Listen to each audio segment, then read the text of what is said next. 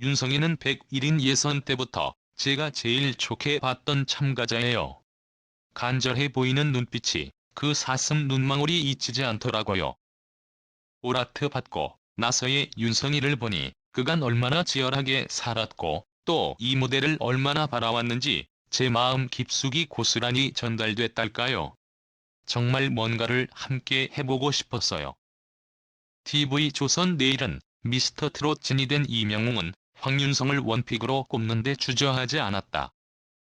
2015년 7인조 남자 아이돌 그룹 로미오 메인 보컬로 데뷔했지만 같은 해 대중 앞에 선 몬스타엑스, 세븐틴, 엔플라잉 등 잘 나가는 데뷔 동기에 치여 무대에서 점점 자리 잡지 못했다는 황윤성이다.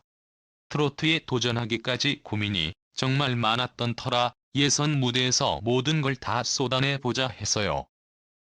제가 이전에도 서바이벌 프로그램에 참가했던 경험이 있어서 부모님은 또 상처받을까, 가뜩이나 여린 내가 견뎌낼 수 있을까 걱정하기도 하셨지요. 저를 증명해 보이고 싶었어요. 최근 만난 황윤성은 직접 PC방에 가서 지원서를 쓸 정도로 진심이었다고 말했다. 중2 때 재미삼아 MBC 위대한 탄생 시즌2의 응모에 1차 오디션에 오른 뒤 본격적으로 연예인이 되고 싶어 중3 때 기획사에 들어갔다. 수많은 오디션 끝에 지금의 소속사에서 아이돌 데뷔도 했다. 2017년엔 JTBC 믹스나인의 얼굴을 내밀었지만 깊은 인상을 남기진 못했다. 모든 우려와 걱정을 뒤로하고 당당히 경연에 나선 황윤성은 미스터 트롯에서 아이돌부로 출전해 사랑 반 눈물 반 오라트, 아이돌이 모인 NTG 오라트에 이어 이명웅 등과 함께한 뽕다발팀 1위 등 에너지 넘치는 무대를 선보이며 최종 11위에 올랐다. 뭐가 그리 간절했나요? 솔직히 성공해보고 싶었어요. 부모님께 잘 되는 모습 못 보여드린 것 같아 효도해볼 수 있는 마지막 창구라고 생각했어요. 가수를 그만둬야 하나 고민했을 때 부모님께서 그간 해놓은 게 아깝지 않으냐며 더 도전해보라고 믿어주고 용기 북돋워 주셨거든요. 결국 준결승까지 오르며 좋은 결과를 얻었지요. 얼마 전인 3년 만에 SBS 더쇼 음악 방송에도 나갔고요. 포기하지 않았던 것에 대해 보상받은 기분이에요. 진짜 다시는 음악 방송 못 할 줄 알았거든요. 트로트 음반을 낸 것도 아니었는데 불러주시는 거 자체가 마냥 감사했죠. 아이돌부 NTG 팀 미션 때 명훈이 형이 넌지시 툭 던지시며 포기하지 마. 언젠간 볼 날이 와라셨는데 그게 정말 기억에 남고 위로가 됐어요. 아이돌은 보통 자기 파트가 있잖아요. 3분을 혼자 끌어간다는 게 황윤성에겐 어떤 의미였나요? 아이돌 때는 3분이라도 제 노래는 10초 나올까 그랬을 거예요. 제가 멤버 중 춤을 못 추는 편이었거든요. 항상 사이드에 있거나 파트 뒤에 숨어 있었던 적도 있고요. 그림이 깨지면 안 되잖아요. 그런데 혼자 춤추며 노래한다 생각하니까 정말 발가벗는 느낌이었어요. 매일 새벽까지 연습했죠.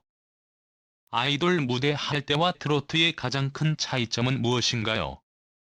영웅이 형한테 배운 건데 트로트 장르에선 관객 한 분 한 분과 눈을 마주치며 말하는 것처럼 노래해야 전달이 잘 된다고 했어요. 아이돌 때는 음악 방송할 때 카메라 찾는데 급급했거든요. 그래서 관객 얼굴이 잘 보이던가요? 정말 쉽지 않았어요. 아이돌 때는 팬과 관객 사이엔 어느 정도 거리감 같은 게 있어야 한다고 배웠거든요. 아이돌은 일종의 우상 같은 이미지를 갖춰야 해서 팬들이 멀리서 갈망하는 대상으로 스스로를 각인시켜야 하는데 트로트 할 때는 객석으로 제가 파고들어가 소통해야 돼요.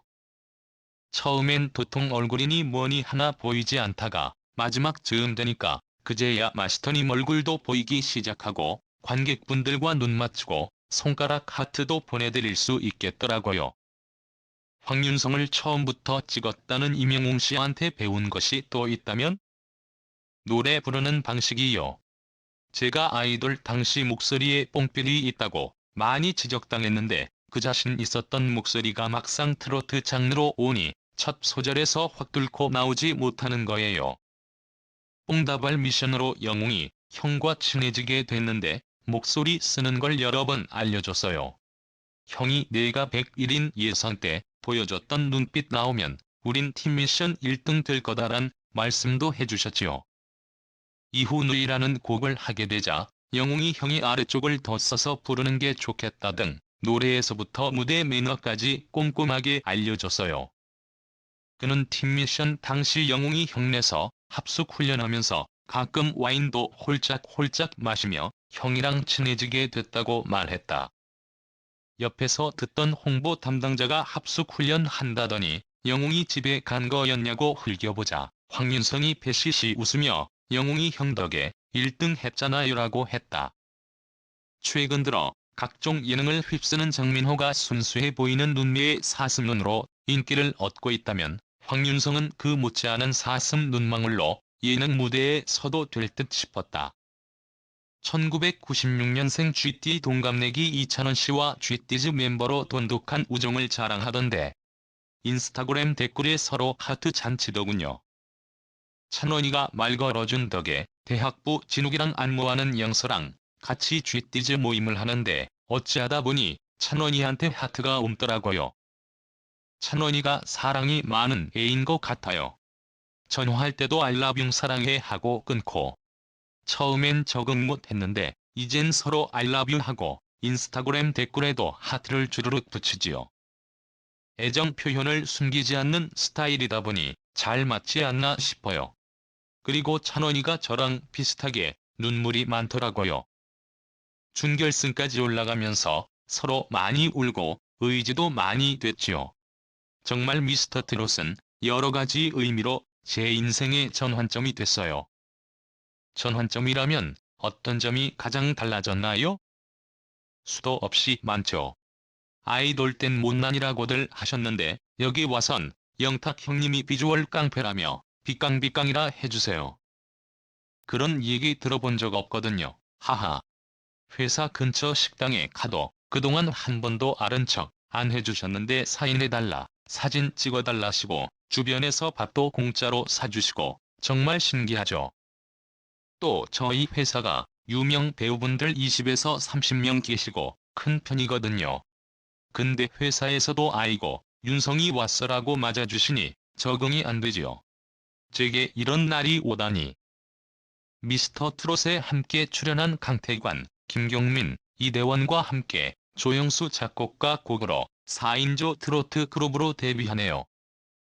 정말 잘해야지요. 오래 쉬다 보니 정말 쉬는 게 싫어요.